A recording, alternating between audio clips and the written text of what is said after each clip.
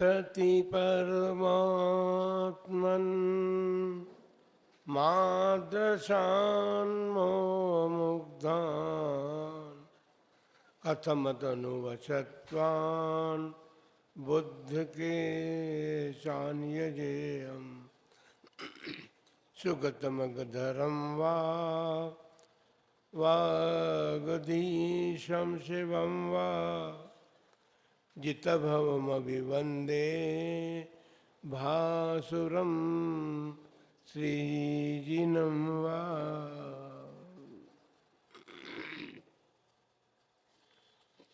देवादिदेव 1008 श्री पार्श्वनाथ भगवान की 20वीं सदी के प्रथमाचार्य चारित्र चक्रवर्ती आचार्य श्री शांति सागर जी महाराज की, परम पूज्य आचार्य श्री वीर सागर जी महाराज की, परम पूज्य आचार्य श्री शिव सागर जी महाराज की, परम पूज्य दीक्षा गुरुवर्य आचार्य श्री धर्म सागर जी महाराज की, परम पूज्य आचार्य श्री अजित सागर जी महाराज की, परम पूज्य शिक्षा गुरुवर्य आचार्य कल्प श्री सुत सागर जी महाराज की, श्रीमद जैन धर्म की बोली परम पूज्य वात्सल्य वारिधि आचार्य गुरु श्री वर्धमान सागर जी महाराज की, आचार्य संघ की। धर्मानुरागी महानुभावों, प्रवचन के लिए प्रार्थना की गई और प्रवचन का अर्थ होता है जनागम, आगम। और आगम जो है वह जिनेंद्र भगवान के द्वारा प्रतिपादित है। इसलिए प्रार्थना बड़ी अच्छी की गई है कि जिनागम का सार हमको समझाने का प्रयत्न करें। ठीक बात है। ये पहला मौका है कि जिन्होंने जिनागम समझने के लिए प्रार्थना की है। जिनागम जिनेंद्र भगवान के द्वारा प्रतिपादित है। हम सब अभी कर्म भूमि में निवास कर रहे हैं, लेकिन कर्म भूमि से पहले जिस देश में या इस भरत क्षेत्र में भोग भूमि का काल था, और भोग भूमि के काल में भोगों की प्रधानता थी। वहाँ पर रहने वाले मनुष्य जो थे वे कल्प वृक्षों से अपनी भोग की सामग्री प्राप्त करते थे, अपना जीवन यापन करते थे। उन्हें कोई पुरुषार्थ नहीं करना पड़ता था। वर्तमान में कर्मभूमि का काल है। यहाँ जो कुछ भी सामग्री अपने जीवन के लिए हम प्राप्त करना चाहते हैं, उस जीवन की सामग्री को प्राप्त करने के लिए हमें पुरुषार्थ करना पड़ता है, कर्म करना पड़ता है। इसलिए इसे कर्मभूमि नाम दिया गया। भोग भूमि की समाप्ति का जब काल आया था, उसके बाद अंतिम कुलकर नाभिर राय के घर एक तीर्थंकर प्रकृति के बंध को प्राप्त आत्मा ने जन्म लिया था। भगवान ऋषभदेव नाभिर राय के पुत्र थे, और उन्होंने उनके जन्म के बाद नाभिर राय कर्मभूमि की स्थापना कर चुके थे। उससे पहले भोग भूमि में रहने वाले लोगों ने कर्म नाम की चीज को कोई जाना नहीं था कि क्या क्या करना पड़ता है। भोग भूमि में कल्पवृक्ष से प्राप्त होते थे, लेकिन कर्म भूमि में अपने आप स्वयं कुछ वृक्ष आदि उत्पन्न हुए, तो प्रजा में हाहाकार मच गया। क्योंकि उस समय की प्रजा ने तो देखा ही नहीं था, भोग भूमि के काल को जानते थे वो। तो नाभि राय के पास पहुंचे। नाभि राजा ने उनको कहा भी ऋषभदेव के पास जाओ। भगवान ऋषभदेव ने कर्मभूमि के काल में छठ कर्म का उपदेश दिया। 80 तलवार, 80 मसी लिखने के लिए, 80 मसी कृषि, शिल्प, विद्या और वाणिज्य, ये 6 कलाएं का उपदेश उन्होंने दिया।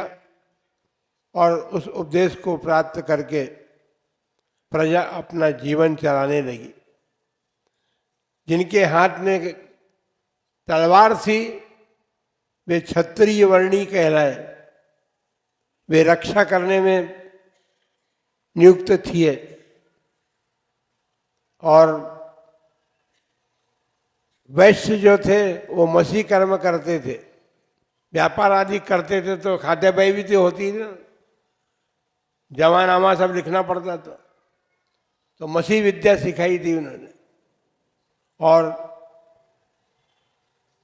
तीसरा वर्ण स्थापित किया था उन्होंने, शूद्र, जो 80 मसी कृषि आदि से रहित थे।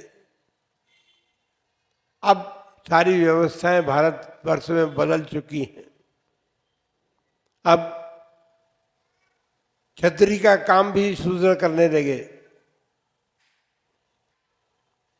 और वैश्यों का काम भी करने लगे। वर्ण व्यवस्था अपने दैनिक जीवन के कार्यों के आधार पर स्थापित की गई थी। तो फिर भरत चक्रवर्ती ने एक चौथे वर्ण की स्थापना कर दी। चौथे वर्ण की स्थापना भरत चक्रवर्ती ने इसलिए की थी कि जो लोग व्रतों का परिपालन करते थे और व्रतों का परिपालन करने वाले अपने ब्रह्म ने आत्मा को जानते थे, इसलिए उन्होंने ब्राह्मण वर्ण की स्थापना की थी।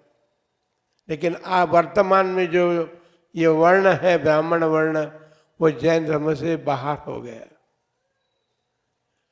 भरत चक्रवर्ती के समय में स्थापना जो की गई थी उस समय वो जैन धर्म का परिपालन करते थे, व्रतों का पालन करते थे।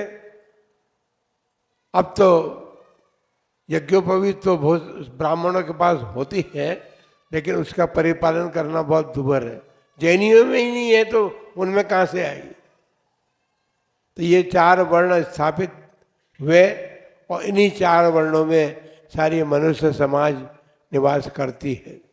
अपने अपने हिसाब से सभी कार्य संपन्न कर रहे हैं और कार्य संपन्न करने के साथ साथ अपना जीवन यापन भी हो रहा है।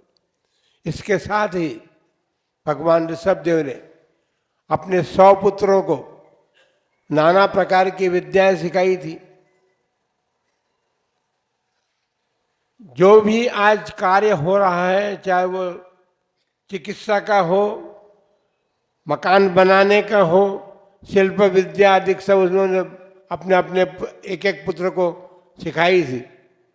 यह बात अवश्य अलग है कि जब भरत चक्रवर्ती छठखंड का अधिपतित्व प्राप्त करने के लिए, क्योंकि उनकी आयुधशाला में चक्ररत्न उत्पन्न हुआ था, और जब चक्ररत्न उत्पन्न होता है तो छठखंड पर विजय प्राप्त करने के लिए जाया जाता है। 14 रत्नों के स्वामी होते हैं चक्रवर्ती और 9 निधियां उनके पास होती है। 14 रत्नों पर एक एक रत्न के 1,000 देवता उसकी रक्षा करते हैं और 9 निधियों की रक्षा करने वाले भी 1,000 देवता थे। चक्रवर्ती के घर में 23,000 देवता एक साथ विद्यमान रहते थे। भरत चक्रवर्ती छठखंड जीतने के लिए गए। ये चक्रवर्ती का पुण्य भी होता है। युद्ध बहुत कहीं भी करना नहीं पड़ा उनको युद्ध, प्रथम चक्रवर्ती थे और युद्ध करना नहीं पड़ा, लेकिन सब उनकी अधीनता स्वीकार करते चले गए। उनका सेनापति आगे आगे जाता था और उनकी अधीनता वहाँ के राजा महाराजा सब स्वीकार करते थे। जब अयोध्या वापस लौटे भरत चक्रवर्ती, तो उन्होंने ज्ञात किया कि अभी सब मेरे अधीन हो गए हैं, लेकिन अभी भाई बाहुबली मेरी अधीनता स्वीकार नहीं कर रहा, इसलिए चक्ररत्न अयोध्या में प्रवेश नहीं किया, अयोध्या के बाहर ही ठहर गए। और जब चक्ररत्न ठहर गया और स्थिति ये बन गई कि दोनों ओर से बाहुबली के पास भी सेना थी, क्योंकि उनको भी उनके पिता ने जब राज्य का विभाजन किया था तो पोदनपुर का राज्य उनके पास में था, तो राजा के पास सेना भी होती है। भरत चक्रवर्ती की सेना तो साथ में थी ही, दोनों ओर की सेनाएं आमने सामने एकत्रित हो गई। मंत्री होते हैं राजाओं के, और राजागण अपने राज्य संचालन में आने वाली जो भी अव्यवस्था होती है उसको दूर करने के लिए मंत्रियों से सलाह करते हैं। चक्रवर्ती के मंत्रीगण, दोनों वर्ग के मंत्रीगण मिले कि भाई और कोई बात नहीं है, दोनों तद्भव मोक्षगामी जीव हैं, इसी भाव से चक्रवर्ती भरत भी मोक्ष जाएंगे और बाहुबली भी मोक्ष जाएंगे। यदि इन दोनों में आपस में परस्पर में युद्ध हो गया तो ये युद्ध में अनावश्यक रूप से केवल सेना मारी जाएगी, इनका तो कुछ दोनों का बिगड़ना नहीं है। इसलिए इतनी बड़ी हिंसा को रोकने के लिए कुछ उपाय सोचना चाहिए। उपाय सोचा गया, दोनों से बात की गई, भरत और बाहुबली से कि भाई आप दोनों आपस में ही फैसला कर लीजिए, सारी सेना को क्यों कटवाते हैं। तो ये निर्णय हुआ कि 3 प्रकार के युद्ध होंगे। 3 प्रकार के युद्ध में अवगाहना का जो फल मिलना था वो बाहुबली को मिला, क्योंकि बाहुबली 525 धनुष के थे, भरत चक्रवर्ती 500 धनुष के ही थे। जल युद्ध हुआ पहला। अपन सोचते हैं कि कोई ऊंचा व्यक्ति अपने पास है तो आपको पानी ऊंचा फेंकना पड़ेगा उसके ऊपर। भरत हार गए क्योंकि नेत्र बंद हो गए भरत के, बाहुबली विजय के हो गए। उसके बाद मल्ल युद्ध हुआ। मल्ल युद्ध में बाहुबली की विजय हुई। तीसरा कौन था भाई? हाँ, दृष्टि युद्ध। दृष्टि युद्ध सबसे पहला था, क्योंकि दृष्टि युद्ध में एक दूसरे को देखना पड़ता है, और जब बराबरी का मामला हो तो सीधी आंखें रह सकती हैं, लेकिन जब कोई ऊंचा व्यक्ति है तो उससे आंख मिलाने के लिए ऐसा देखना पड़ता है। कितनी देर रख सकता है व्यक्ति। भरत की सबसे पहले युद्ध में हार हुई। इस प्रकार तीनों युद्ध में हार होने के बाद कषायें तो सबके साथ लगी है। चक्रवर्ती हो गए तो क्या हो गया। जब हारने के बाद, और एक बात है कि हार होने के बाद गुस्सा बहुत जल्दी आता है। चक्रवर्ती को गुस्सा आ गया और उसने अपना चक्र रत्न जो है बाहुबली पर छोड़ दिया। लेकिन ये बात है, चक्र रत्न का ये नियम है कि अपने कुटुंबीजनों का वध नहीं करता है। बाहुबली का कुछ नहीं बिगड़ा, बाहुबली की प्रदक्षिणा दे करके भरत के पास आ गया। तो सभी प्रकार से हार होने के बाद हारा वह व्यक्ति जब क्रोधित होकर के उन्होंने चक्ररत्न चला दिया, उसके बाद भी चक्ररत्न वापस आ गया, तो बाहुबली को वैराग्य हो गया। संसार की असारता उनको समझ में आ गई। 99 पुत्र जो थे भगवान ऋषभ देव के, उनके पास भी जब समाचार गया तो सब ने कह दिया कि हम अब भाई की अधीनता को स्वीकार करें कि हमको स्वतंत्र राज्य हमारे पास में, हम सब दीक्षा लेते हैं। स्वतंत्रता तो वहाँ मिलेगी हमको, यहाँ स्वतंत्र रहकर के क्या करेंगे और कैसी स्वतंत्रता रहेगी। उन्होंने सब ने दीक्षा ले ली, पर बाहुबली अड़े रहे थे। जब वैराग्य का अवसर आया, जब भरत चक्रवर्ती ने इस प्रकार उनके साथ व्यवहार हुआ तो उनको भी वैराग्य हो गया, उन्होंने भी जाकर दीक्षा धारण कर दी। अब सारा साम्राज्य भरत के पास रह गया। अब भरत चक्रवर्ती ने जो चौथा वर्ण स्थापित किया था, वो चौथा वर्ण भगवान ऋषभ देव बोल चुके थे कि भरत, तुमने जो चौथा वर्ण स्थापित किया है ये आगे चल के तुम्हारे ही घात, तुम्हारे घात का मतलब जैन धर्म का घात करने वाला होगा। अपन सब देख रहे हैं वही हो रहा है। तो ये 4 प्रकार की वर्ण व्यवस्था इस कर्मभूमि के प्रारंभ में भगवान ऋषभ देव ने 3 वर्णों की स्थापना की थी, और आजकल विदेश क्षेत्र में भी 3 ही वर्ण है, चौथा वर्ण वहाँ पर नहीं है। चौथा वर्ण तो ये हुंडा काल के दोष से भरत चक्रवर्ती के द्वारा स्थापित किया गया था, वो चौथा वर्ण जो है ब्राह्मण वर्ण है। लेकिन ये बात जरूर है कि क्षत्रिय, वैश्य और ब्राह्मण वर्ण में जन्म लेने वाले लोग दीक्षा के अधिकारी हैं। अपन देखते हैं भगवान महावीर स्वामी का काल आया, और भगवान महावीर स्वामी का जब काल आया तो 66 दिन तक केवल ज्ञान होने के बाद दिव्यध्वनि नहीं गिरी। सौधर्म इंद्र ने अपने अवधि ज्ञान से समझा और इंद्रभूति गौतम को लेकर के आए।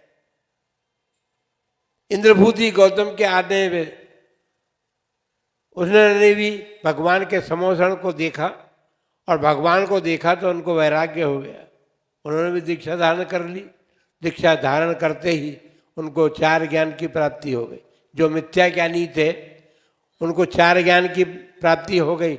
इतना पुण्य तो उनके पल्ले में था, लेकिन काल दोष से समझे, आप पर्याय दोष से समझे, उन्होंने मिथ्यात्व का ग्रहण कर रखा था। वो मिथ्यात्व उनका नाश को प्राप्त हो गया, और मिथ्यात्व नाश को प्राप्त होने के बाद उन्होंने भगवान के सामने दीक्षा धारण की और भगवान के गणधर बन गए। इसका मतलब क्या हुआ? हमारे शास्त्रों में हम उठा करके देखते हैं, या जिनवाणी का जो हमें प्राप्त होने का जो अवसर मिला है, उसमें प्राय करके भगवान की दिव्य ध्वनि, तो भगवान तो क्षत्रिय होते हैं, जितने भी भगवान थे सब क्षत्रिय वर्ण वाले थे, लेकिन ब्राह्मण लोगों ने उसका प्रचार प्रसार किया। आज के बात नहीं हम कर रहे हैं, आज तो हमको काट रहे हैं, लेकिन उस समय तीर्थंकरों के काल में इंद्रभूति गौतम जो थे, उन्होंने भगवान के द्वारा प्रतिपादित धर्म का प्रचार प्रसार किया देश के अंदर। तो यह बात है कि आज हमको भगवान की दिव्य ध्वनि से जो आगम प्राप्त हुआ है, जिसकी प्रचार प्रसार करने में योगदान सबसे पहले गणधर का रहा है। गणधर द्वासांग की रचना करते हैं, और यह हीन काल है, इसलिए हीनता चली आई हमारे ज्ञान की भी, और इस हीन काल में हमें जो कुछ बचा वर्तमान में आचार्य भगवानों की कृपा से, वो भी नष्ट हो रहा था। 6 महीने तक जैन शास्त्रों की होली जली है, क्या क्या नष्ट नहीं हुआ होगा, सब कुछ नष्ट हो गया। उसके बावजूद भी हमारा भाग्य था कि अभी शास्त्र हमको मिले हैं, और उन शास्त्रों को मिलने के बाद जब देखा कि मूड़ बिजली में हमारे शास्त्र सुरक्षित हैं, ताड़पत्र पर लिखे हुए, क्योंकि पहले ताड़पत्र ही थे, कागज का आविष्कार तो अब हुआ है। ताड़पत्र पर लिखे हुए शास्त्र जब पंडित सुमेरचंद दिवाकर मूड़ बिजली गए और वहाँ के ताड़पत्रों को देखा, तो ताड़पत्र जो थे दीमक के ग्रास बन रहे थे। आचार्य महाराज शांतिसार महाराज को आकर के उन्होंने सारी घटना जब बताई, तो आचार्य महाराज का मन एकदम कांप गया। ये भगवान की वाणी हमें जो प्राप्त है शास्त्रों के माध्यम से, वो इस प्रकार नष्ट हो जाएगी तो क्या होगा। धवल, जय धवल, महाधवल आदि जो ग्रंथ थे, तो आचार्य महाराज ने एक संकल्प किया कि इस जिनवाणी को हम ताम्रपत्र पर अंकित कराएंगे।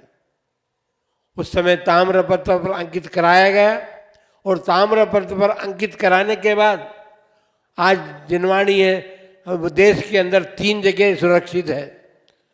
बम्बई में कालवा देवी मंदिर में, फल्टन के मंदिर में और आरा के मंदिर में 3 जगह स्थापित की गई थी, और वो 3 जगह स्थापित है। अभी शताब्दी महोत्सव में हम सोचते हैं कि प्रयत्न हमने किया है कि वो ताम्रपत्र पर अंकित की हुई जिनवाणी देखने का अवसर आपने को मिलेगा। हमने तो देखी नहीं है, आप लोग मुंबई गए होंगे तो आपने देखी होगी, लेकिन हमने तो नहीं देखी। इसलिए अवसर आएगा, इस अवसर पर वो ताम्रपत्र के वो लाए जाएंगे, और ताम्रपत्र पर अंकित जिनवाणी का दर्शन करने का हमको सौभाग्य प्राप्त होगा। भगवान की वाणी कोई सामान्य बात नहीं है, केवल ज्ञानी परमात्मा की वाणी है। और जिनागम में ऐसा कोई विषय नहीं है जो हमको आश्चर्यचकित कर रहे हैं। वैज्ञानिक लोगों के आविष्कार हमको आश्चर्यचकित कर रहे हैं, लेकिन इसका मूल स्रोत तो हमारी जिनवाणी ही है।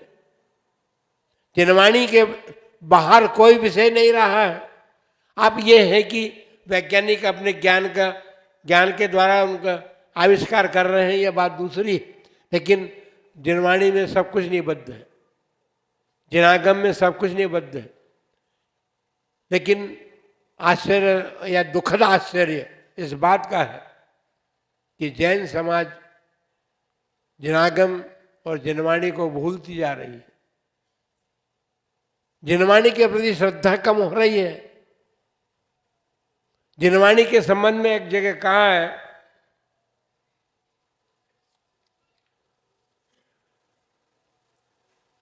कि जिनवाणी जो है वह सुमेरु पर्वत के समान, जिनवाणी यानी जिनेन्द्र भगवान की वाणी जो है, जिस प्रकार सुमेरु पर्वत जो सुदृढ़ है, अनादि निधन है, और अनादि निधन रचना को कोई हिला नहीं सका है आज तक भी, आज हिला भी नहीं सकेगा आगे भी।